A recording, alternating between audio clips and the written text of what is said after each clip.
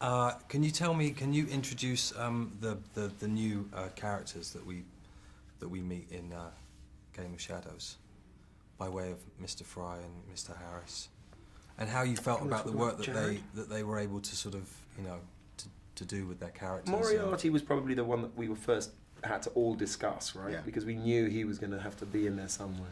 Yeah, we daydreamed about having this super formidable opponent that would take Watson and Holmes to the brink of their combined abilities.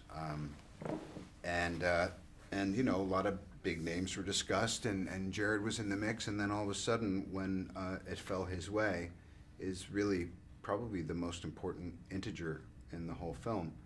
And then, objectively, I bet you could speak a little more about Mr. Fry.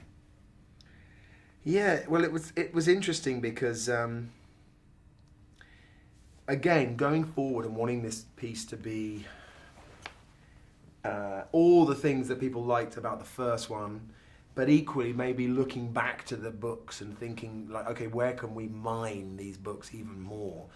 You start to look at the characters, these fantastic characters that pop up over 50 or so stories that Conan Doyle wrote. And Mycroft is personally one of my favourites, actually, that pops up here and there. And it was a joy that we managed to get Stephen, not just because the fact that he chose to do it meant that we'd done something good in the first one, and that he as a huge Sherlock Holmes fan, obviously appreciated what we had and where we'd taken it, but also because he's known sort of internationally now, certainly in this country, but internationally now, as being probably the only person alive today who could give Sherlock Holmes a run for his money on the intellect scale. And he's also got a fantastic body, and so we managed to get him naked in this film, which is even better. Fantastic body of work.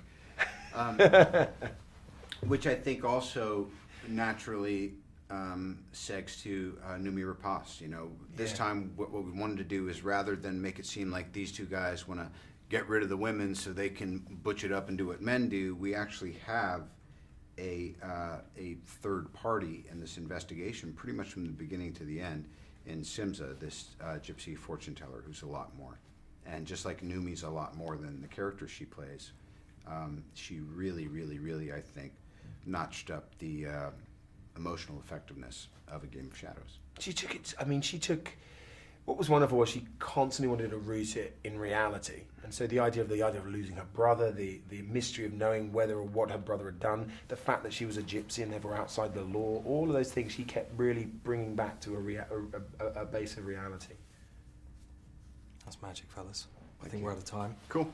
That was really sweet. Thanks so much. Nice to meet you. See you around. Yeah, you bet.